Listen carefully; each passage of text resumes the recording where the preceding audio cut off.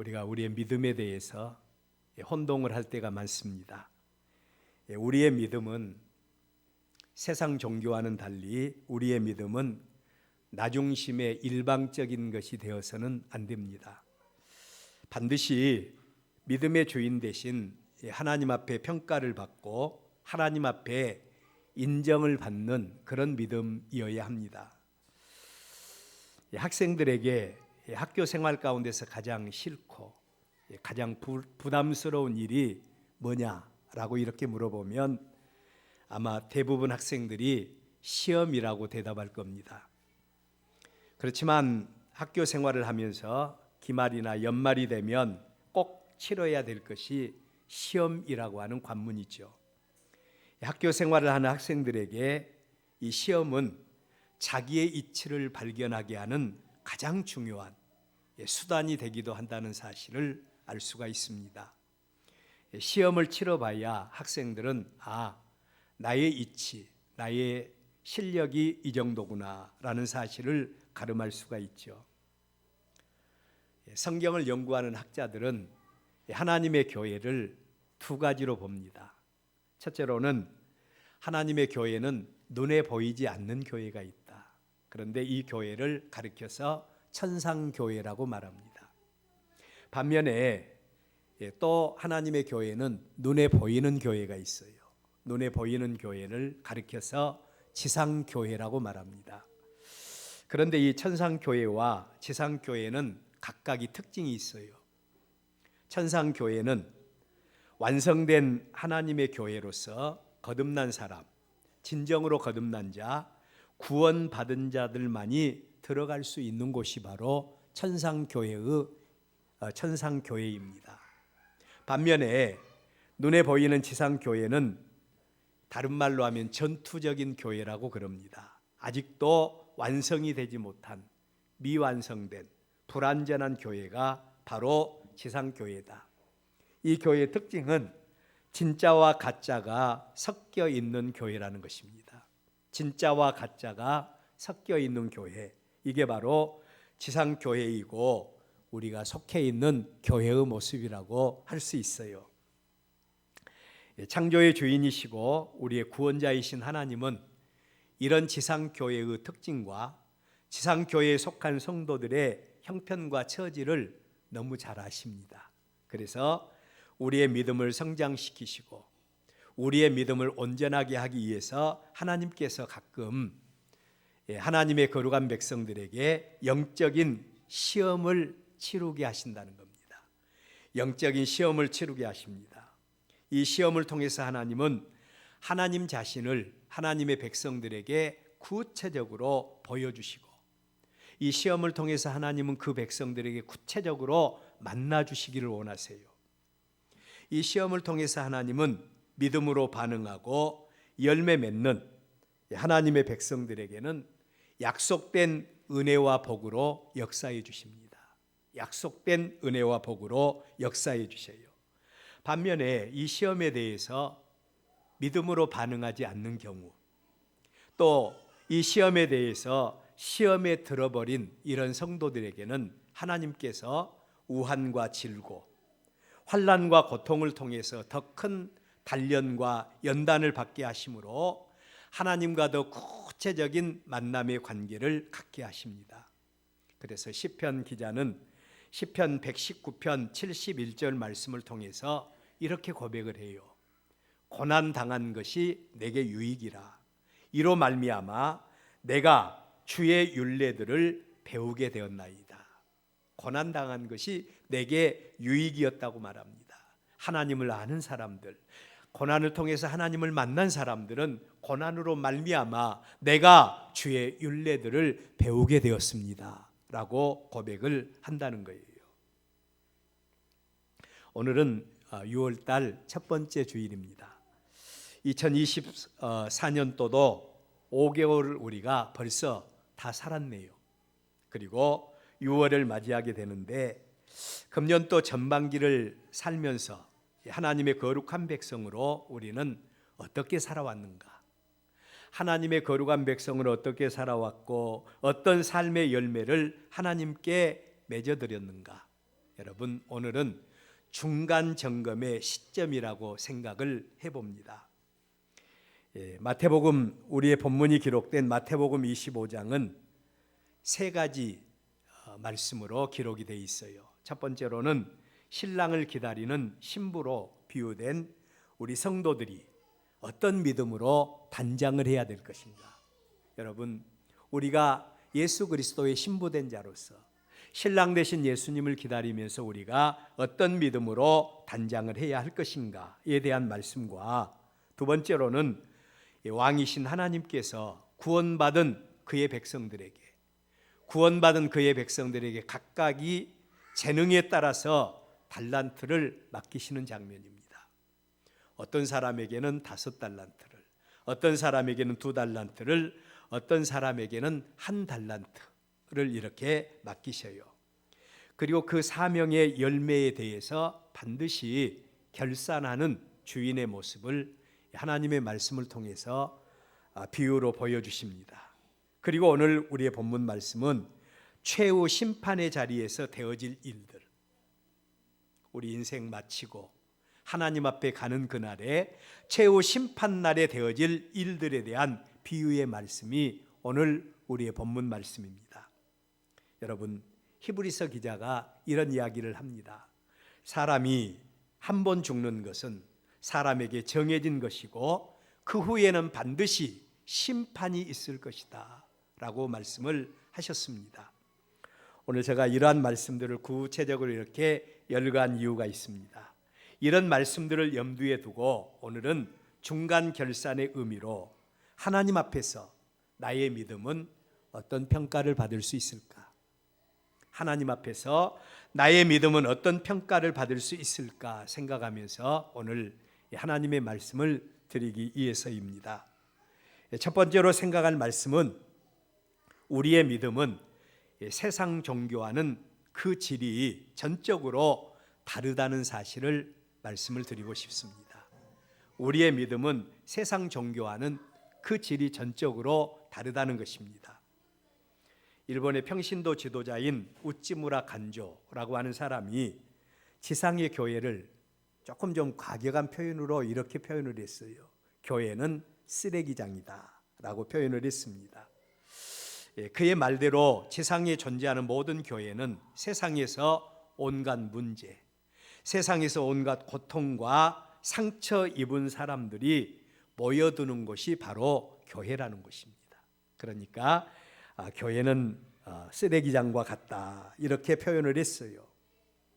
교회 안에 어떤 사람도 아무런 문제 없이 하나님 앞에 나올 수 있는 사람은 아무도 없어요. 아무 문제 없이 평안하고 안정한 가운데 하나님 앞에 나온 사람은 두 가지입니다. 하나는 하나님께서 특별한 은혜를 주셨든지, 아니면 하나는 그냥 종교적으로 그냥 예수 한번 믿어볼까 해서 나오신 그런 분들이에요. 고난과 상처가 없이 하나님 앞에 나오는 사람은 아무도 없다. 왜냐하면 이 고난과 상처는 하나님께서 하나님 앞으로 나오게 하기 위한 통로로, 출입구로 삼기 때문인 것입니다. 예수님의 공생의 기간에 예수님을 만났던 사람들을 여러분들 한번 깊이 들여다보십시오. 그들 가운데 누구도 건강하고 아무런 문제도 없이 예수님 앞에 나와서 예수님을 만난 사람은 아무도 없어요. 병이 들었든지, 아니면 또 귀신에 들렸든지, 어떤 인생의 문제를 만났든지, 그 집안이 여러 가지 곤고한 가운데 있었든지, 이런 사람들이 예수님을 만났고 예수님 앞에 나왔고 예수님을 만나서 문제 해결받고 돌아가는 모습을 바라볼 수가 있습니다. 이러한 관계들로 인해서 교회가 이렇게 상처 입은 사람, 문제 많은 사람, 여러 가지 고통 중에 있는 사람, 이런 사람들이 모였기 때문에, 마음에 여러 가지 상처 입은 사람들이 많기 때문에 교회 안에서는 성도들의 인간관계 때문에 서로가 서로에게 시험을 주기도 할 수도 있다는 겁니다. 여러분, 우리도 그렇지 않아요? 나도 마찬가지예요. 내가 마음속에 상처가 있으면 희한하게도 남들에게 내 상처를 가지고 또 남들에게 상처를 주는 겁니다. 그래서 우리는 항상 나 중심으로 바라보는 것이 아니라 이웃 중심으로 우리 자신을 한 번쯤은 살필 수 있는 우리가 되어져야 할 줄로 믿습니다. 이렇게 해서 교회를 떠나는 경우도 있고 나 때문에 시험당하여 쓰러지고 넘어지는 성도들이 있는 것을 우리는 보게 됩니다. 그렇지만 교회는 이렇게 쓰레기장으로 끝나버려서는 안 된다는 거예요. 교회는 쓰레기장으로 끝나버려서는 안 된다. 이 쓰레기장에 하나님은 예수 그리스도의 대속의 은혜와 또 생명의 씨로 보혜사 성령을 하나님의 교회 안에 하나님께서 부어주셨어요. 하나님의 성령을 교회 안에 부어주셨습니다. 성도들은 그 하나님의 은혜와 그 성령의 내주하심으로 우리는 예수 그리스도 안에서 우리의 옛사람은 죽고 새 생명을 입고 거듭난 피조물이 되어서 구원의 생명과 하나님께로부터 주어지는 축복의 열매를 맺는 한 송이의 장미꽃으로 우리가 변화되어져야 된다는 겁니다. 이게 바로 우찌무라 간조라고 하신 분이 교회에 대해서 설명하는 내용입니다. 여러분, 그런데 우리 교회 안에는 크게 두 종류의 신자가 있어요. 두 종류의 신자가 있습니다. 첫째로는 신앙생활을 하는데 일반 종교를 믿는 것과 똑같은 종교행위로 신앙생활을 하는 사람들이 교회 안에 있을 수 있다는 거예요. 여러분, 종교가 뭡니까? 이 종교라는 우리만 사전적인 의미는 이렇게 기록이 돼 있어요. 종교는 초자연적인 힘에 의존해서 인간 생활의 고뇌를 해결하고 초자연적인 힘, 그러니까 절대자의 힘에 의해서 인간의 고뇌를 해결하고 삶의 궁극적인 의미를 추구하는 문화체계다. 그냥 단순한 문화체계다. 이렇게 되어 있습니다. 한마디로 종교는 신에 의지해서 자기의 약함을 해소한다는 겁니다. 그래서 사람들은 예수 믿는 사람들이나 어떤 종교를 가졌다고 하면 그 사람들의 어떤 약함에 대해서 먼저 생각을 해요. 사람이 찌질이도 못 나가지고 뭐 종교를 믿는다고 예수를 믿는다고 이렇게 말을 해요.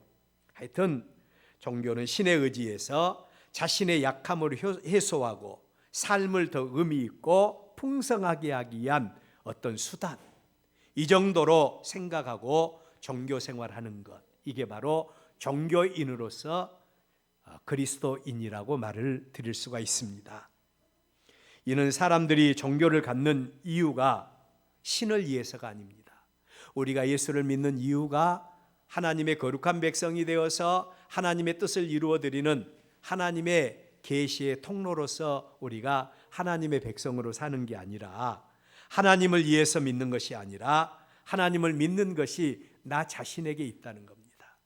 그냥 예수 믿고 복 받고 예수 믿고 인생 문제 해결하고 예수 믿고 인생을 그냥 의미 있게 살기 위해서 그렇게 믿는다는 거예요. 당연히 이들에게 왕이신 하나님은 존재하지 않습니다. 이들에게는 또 내세도 없어요. 사람이 죽은 후에 그것으로 끝나버린다고 하는 물질적인 개념으로 신앙생활을 하는 거죠. 죽음 후에 있을 심판 역시도 그들에게는 존재하지 않습니다. 오직 현실만을 추구하면서 신앙생활하는 사람들, 이들이 바로 종교적으로 신앙생활하는 그리스도인이다 라고 말씀을 드릴 수가 있습니다. 두 번째로 교회 안에는 자신이 누구인가를 아는 겁니다. 사도 바울이 에베소에서 고백했던 대로 우리의 옛사람, 예수님과는 상관없이 죄와 악으로 인해서 죽었던, 하나님의 영광과 사랑에서 끊어졌던 사람인 것을 알고 예수 그리스도의 대속의 은혜를 통해서 하나님의 거룩한 백성으로 거듭나 삶이 동반된 믿음으로 살아서 역사하는 믿음의 사람이 교회 안에는 있다는 겁니다. 이들의 믿음은 우리의 옛사람이 죽음으로부터 시작이 되는 거죠.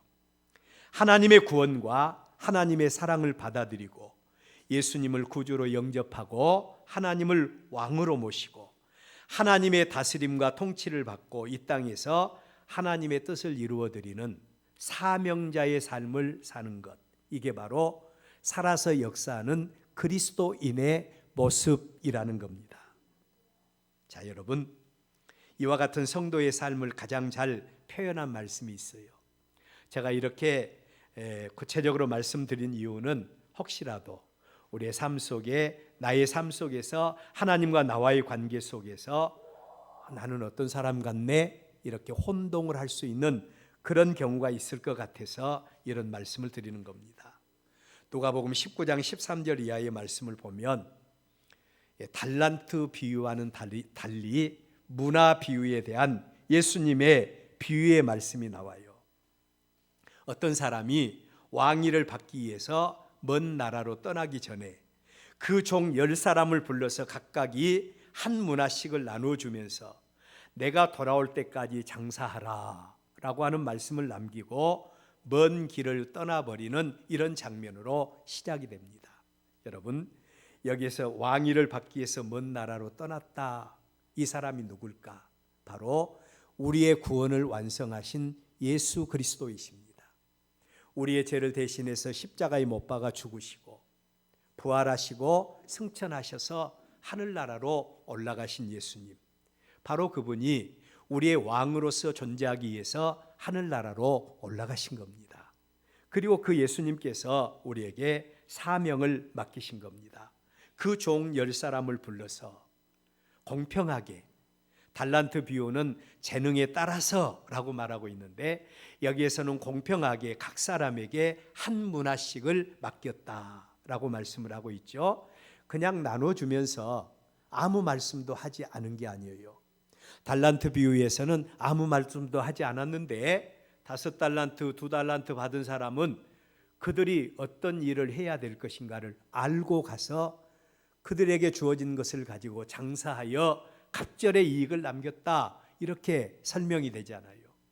그런데 이 한 문화씩 받은 종들은 주인에게 구체적으로 그 문화를 가지고 어떻게 일할 것인가에 대한 사명을 받습니다. 내가 돌아올 때까지 이것 가지고 가서 장사해라 라고 말씀을 하고 그리고 먼 길을 떠나는 겁니다. 자, 그 주인에 대한 종들의 반응이 두 가지로 나타나요. 첫 번째 반응은 주인의 왕권을 인정하는 종들의 반응입니다. 주인의 왕권을 인정하는 종들, 그들은 주인의 왕권을 인정하고 주인의 말씀대로, 명령대로 순종하여서 장사하여 갑절의 이익을 남깁니다. 한 종은 한 문화를 가지고 10문화의 이익을 남겨요. 한 종은 5문화의 이익을 남깁니다. 이것은 주인의 왕권을 인정하는 사람들이 주인의 명령에 따라서 그 명령대로 순종하는 삶이 있는 그런 종의 모습을 우리에게 보여주고 있지요. 반면에 주인의 왕권을 인정하지 않는 종들의 반응도 있습니다. 그들은 주인의 명령에도 불구하고 가서 이 달란트, 이 문화를 가지고 장사해라 라고 말을 했지만 주인의 명령에 대해서 불순종하고 그냥 그 문화를 땅속에다 묻어두었어요. 그리고 땅속에 묻어두고 그냥 그들은 그들의 삶을 살아가고 있습니다. 그런데 문제가 그 후에 이 주인이 왕위를 받아가지고 다시 왔다. 우리 예수님께서 이제 이 땅에 하나님의 때가 되시고 재림의 때가 되어서 이 땅에 재림하신 모습이에요. 그리고 그냥 이 종들에게, 문화를 주었던 종들에게 그냥 문화 잘 간직하고 있어 라고 말씀하지 아니하고 그들에게 그 주인이 명령했던 명령대로 문화를 가지고 온 종들 앞에서 그들의 문화에 대해서 결산하는 모습을 바라볼 수 있어요. 이때에 주인의 왕권을 인정하고 충성했던 종들은 그 주인 앞에 담대히 나갑니다. 그리고 주인이여 보소서, 당신의 한 문화를 가지고 10문화를 남겼나이다. 얼마나 주인 앞에서 낯이 서는 그런 모습이에요. 얼마나 주인 앞에서 나시 선 모습입니까? 이 종의 모습을 바라보면서 주인은 착하고 충성된 종이라고 칭찬하면서 나와 함께 영원한 왕국에 동참할 것이다. 10고을 다스리는 권세를 주겠다라고 말씀을 하십니다. 반대로 주인의 명령에 충성하지 않고 주인의 왕권에 대해서 인정하지 않고 문화를 숨겨두었던 종들에 대해서는 악하고 게으른 종이라고 그들을 책망하면서 바깥 어두운 곳으로 추방시켜버리는 왕의 모습을 바라볼 수가 있죠. 자, 여러분, 하나님 앞에서 우리 인생의 모습이 바로 이런 모습이라는 겁니다. 하나님 앞에서 우리 인생의 모습이 바로 이런 모습이다. 우리는 가끔 착각 속에서 인생을 살아갑니다. 내가 내 인생의 주인이라고 생각해요. 여러분은 어때요? 내 인생은 나의 것이라고 생각하지 않습니까?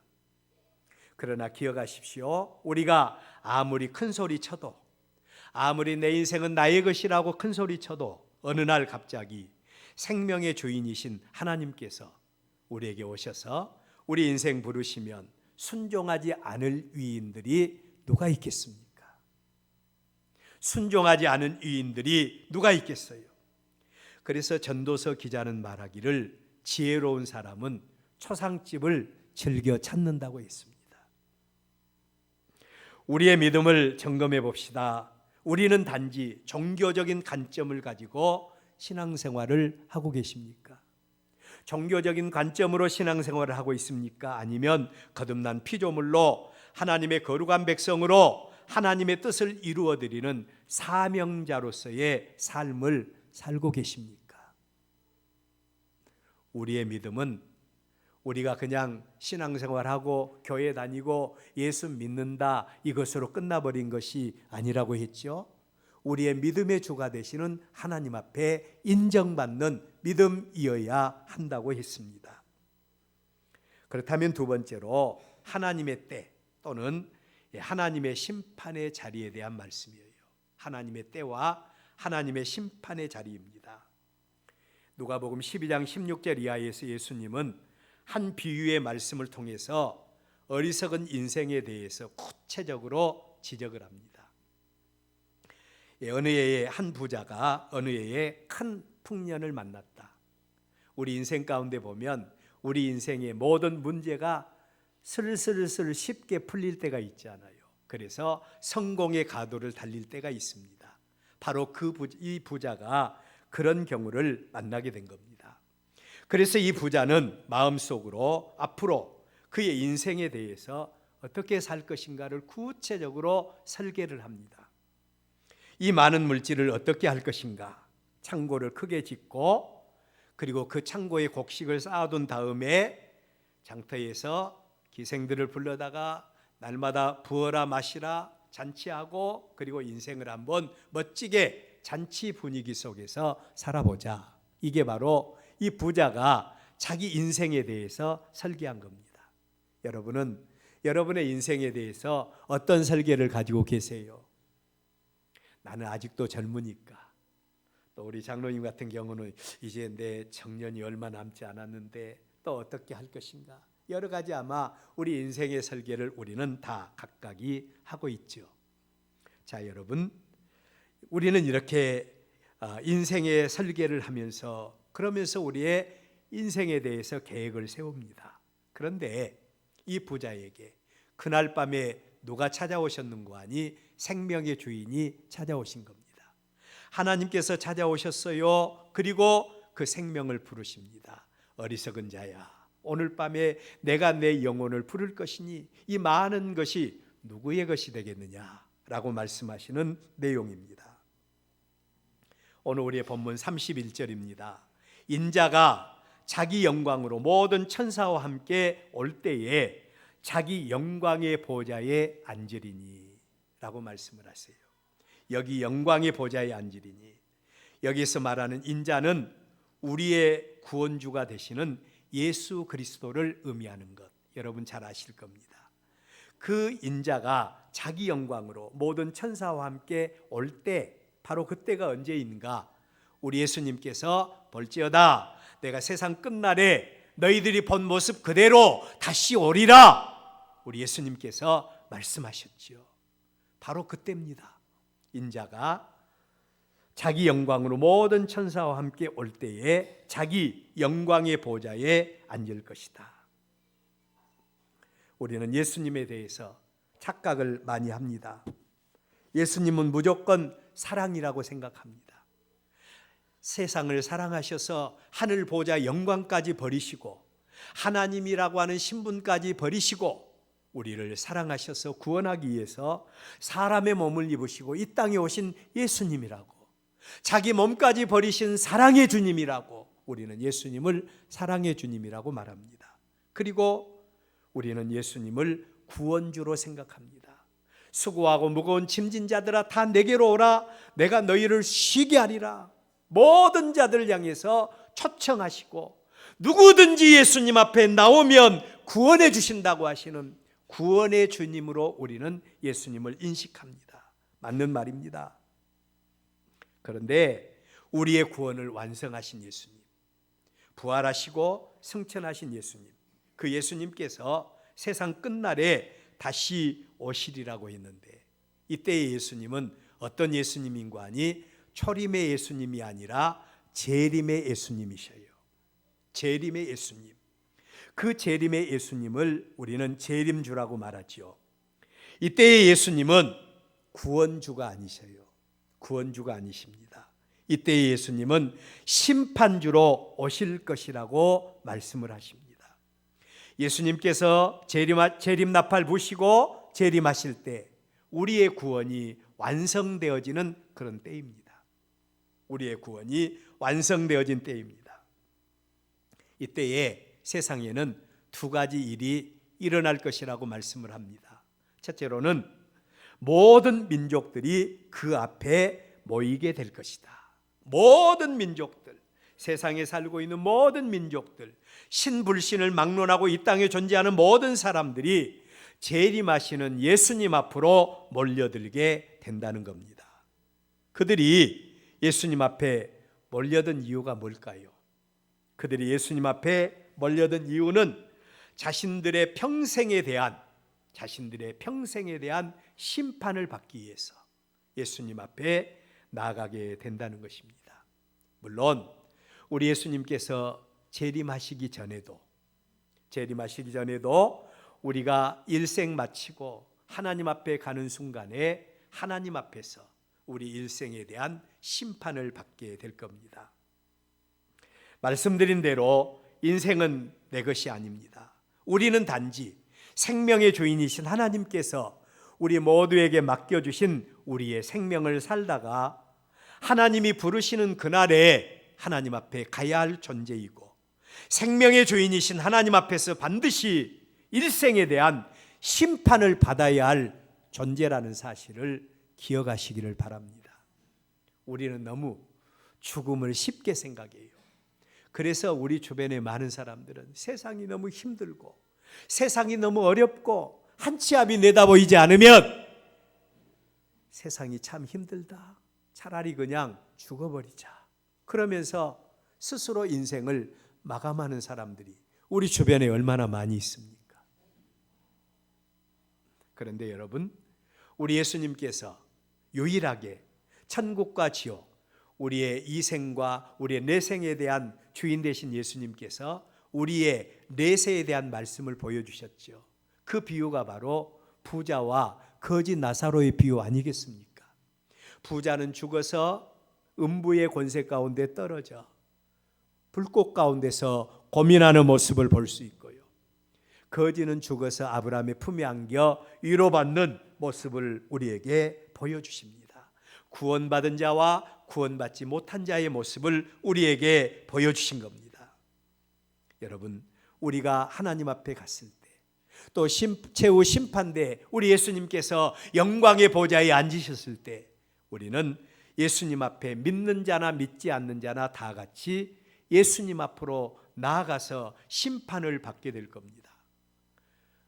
우리 마음속이 긴장되지 않아요? 마치 시험을 치르는 학생과 같이, 많이 긴장이 될 수도 있습니다. 아니, 예수 믿는 우리도 심판을 받아야 됩니까? 그럼요. 예수 믿는 사람도 심판을 받아요. 어떤 심판을 받는 거 아니? 예수 믿는 사람들은 상급의 심판을 받습니다. 상급의 심판을 받아요.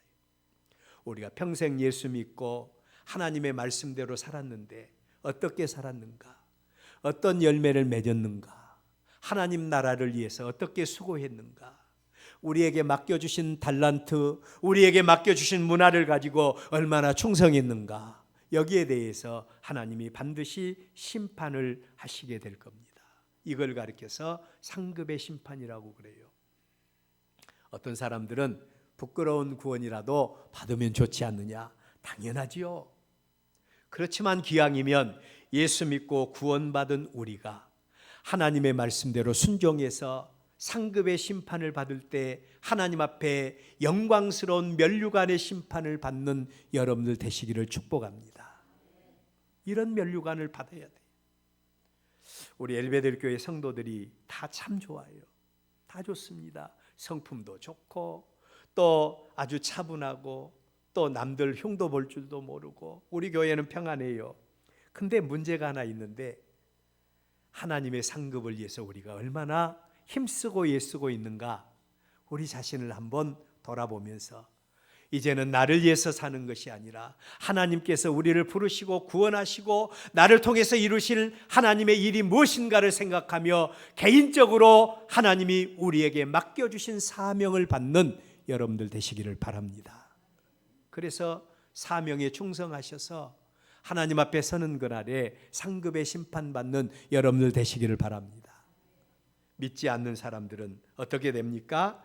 그들은 하나님 앞에 형벌의 심판을 받습니다. 형벌의 심판을 받아요. 자, 오늘 여기 예수님 앞에 많은 사람들이 모여들었다. 이유가 심판을 받기 위해서다. 두 번째로 우리의 본문에 보면 각각이 구분하기를 목자가 양과 염소를 구분하는 것 같이 될 것이다 라고 하는 말씀이에요. 여러분, 양과 염소에게는 특징이 있습니다. 양과 염소는요, 낮이 되면 그들이 들판으로 나가서 마음껏 자기들의 먹이를 먹는데요, 양과 염소가 섞여서 먹이를 먹고 그리고 풀을 뜯는다는 것입니다. 그러다가 밤이 되면 양과 염소는 누가 구분하지 않아도 양은 양의 우리로, 염소는 염소의 우리로 자기의 처소로 향하게 된다는 거예요. 세상 끝날 최후 심판의 자리에서도 이런 일이 일어나게 될 것이다 라고 말씀을 하세요. 분명히 우리가 이 세상을 살 때는 믿는 자나 믿지 않는 사람이나 종교적으로 믿는 사람이나 구원받은 진정한 구원에 이르는 생명에 이르는 믿음을 소유한 사람이나 지상교회에 섞여서 살고 있는 이 교회에서는 모든 사람들이 다 섞여서 우리가 이 세상을 살아가고 있다는 거예요. 믿지 않는 자나 믿는 자나 섞여서 살다가 주님의 재림의 나팔 소리에 최후 심판이 있을 때는 목자가 양과 염소를 구별하는 것 같이 각각이 자신이 가야 할 영원한 처소로 들어가게 될 것이다 라고 말씀을 하고 있어요. 여러분, 여기서 하나 주목할 말씀은 양은 그 오른편에 염소는 왼편에 두리라 라고 말씀을 하고 있는데, 유대인의 개념 가운데 오른쪽은 항상 은총과 구원의 자리를 상징합니다. 제가 교회에서 부목사 생활을 할 때 대학부들이 나한테 곤란한 질문을 했어요. 그 질문이 뭔고 하니, 목사님, 우편 강도가 구원받았다고 그런데 도대체 성경에 보면 우편 강도가 구원받았다고 하는 그 내용이 어디가 있느냐고. 이제까지 우리는 보편적으로 우편 강도가 예수님 앞에서 신앙 고백하고 부끄러운 구원이라도 받았다고 하면서 말씀을 들었지 않아요. 거기에 대해서 별로 관심을 이렇게 기울이지 않는 상태에서 그런 말을 듣고 상당히 좀 난처했어요. 그런데 오늘 여기 유대인들의 개념을 통해서 바라볼 때 우편은, 오른편은 항상 은총과 구원의 자리입니다. 그러므로 여기 오른편에 양은 오른편에, 염소는 왼편에 두리라고 분명하게 구원받을 자와 구원받지 못할 자에 대해서 구분하시는 그런 모습을 우리의 본문에서 바라보게 됩니다. 그렇다면 오늘 우리의 본문 말씀에서 이제 우리에게 주신 말씀 가운데 복받을 자들, 그리고 심판의 기준이 되는 믿음이 무언가에 대한 말씀입니다. 34절 우리 다 같이 한번 읽어볼까요? 34절 읽습니다. 시작. 그때에 임금이 그 오른편에 있는 자들에게 이르시되 내 아버지께 복받을 자들이여 나와 창세로부터 너희를 위하여 예비된 나라를 상속받으라. 아멘. 자, 오늘 여기 말씀에 우리는 두 가지 사실에 주목해야 합니다. 첫 번째 사실은 오른편에 있는 자, 즉 복받을 자들이여 라고 하는 말씀이에요. 복받을 자들, 하나님께서 복받을 자들이라고 말씀을 하고 있는데 그가 누구인가? 누가 복받을 자들인가? 그리고 또한 여기서 말하는 복의 의미는 뭡니까? 복받을 자들은 예수 그리스도를 구주로 영접해서 하나님의 구원의 은혜에 동참한 하나님의 거룩한 백성들, 구원받을 성도들이 복받을 자들인 줄로 믿습니다. 이들이 복받을 자들이에요. 왜 우리가 주 예수를 믿으라 그리하면 너와 내 집이 구원받을 것이다, 나뿐만 아니라 우리의 가정을 구원해야 될 이유가 어디에 있어요?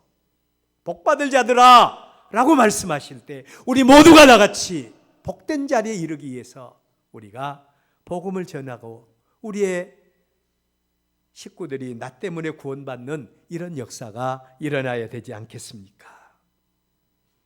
영접하는 자 곧 그 이름 믿는 자들에게 하나님의 자녀가 되는 권세를 주시겠다고 말씀을 했기 때문입니다. 세상의 모든 종교는 높은 도덕성을 요구합니다. 세상의 모든 종교는 높은 윤리성과 덕성을 요구합니다. 그러나 거룩하신 하나님은 그의 백성들에게 믿음을 요구하시는 겁니다. 믿음을 요구하세요. 예수 그리스도를 구주로 영접한 자들이 복받을 자들이라고 말씀을 합니다. 이들에게 뭐라고 말씀을 하세요? 우리 한번 따라서 해볼까요? 너희를 위하여 예비된 나라를 상속받으라. 너희들을 위하여 예비된 나라를 상속받으라. 복 있는 자들에게, 복받을 자들에게 주시는 말씀이 예비된 나라를 상속받으라. 이 예비된 나라가 바로 우리를 위해서 예수님이 십자가의 보혈의 피로 우리의 모든 죄를 씻고 하나님이 하늘나라에서 우리의 있을 처소를 예비하신다고 하셨는데 그 예비된 처소에 영광스러운 하나님의 나라를 기업으로 우리에게 주시기를 원한다는 거예요. 너희를 위하여 예비된 나라를 상속받으라는 것입니다. 같은 믿음이라도 하나님이 인정하시는 믿음이 있고 하나님이 인정하지 않는 믿음이 있습니다. 어떤 믿음을 하나님이 인정하시는가? 오늘 우리의 본문 말씀을 보면 예수 그리스도의 이름으로 지극히 작은 삶의 능력을 가진 사람이 바로 하나님 앞에 인정받는 믿음이라는 겁니다. 내가 줄일 때에 너희가 먹을 것을 주었고 목마를 때에 마시게 하였고 나그네 되었을 때에 영접하였고 헐벗었을 때에 입혔고 병들었을 때에 돌보았고 옥에 갇혔을 때에 보았느니라. 우리의 믿음이 입술로만 주여주여 하는 믿음이 아니라 예수 그리스도의 이름으로 행함이 있는 그 믿음을 하나님은 인정해 주시고 이들을 통해서 하나님 나라를 이루시고 이들에게 나의 구원에 동참할 것에 대해서 말씀을 하고 있는 것입니다. 우리 이제 6월달 첫 번째 주일을 맞이하게 되었는데 우리의 믿음을 한번 점검해 봅시다. 우리가 그냥 맹목적으로 예수 믿고 구원받는 하나님의 백성이 아니라 이제는 예수 그리스도의 이름으로 우리에게 하나님께서 맡겨주신 사명이 무엇인가를 알고 그 사명을 받고 개인적으로 사명을 받고 주의 이름으로 지극히 작은 일에 헌신하는 저와 여러분들이 되어서 믿음의 열매가 하나님 앞에 나타나 하나님께서 바라보실 때 착하고 충성된 종이라고 나와 함께 영광의 자리에 이르기를 원한다고 하면서 내 나라를 상속받으라고 하시는 주님의 음성에 다 같이 동참하는 우리 모두가 될 수 있기를 주의 이름으로 축원합니다.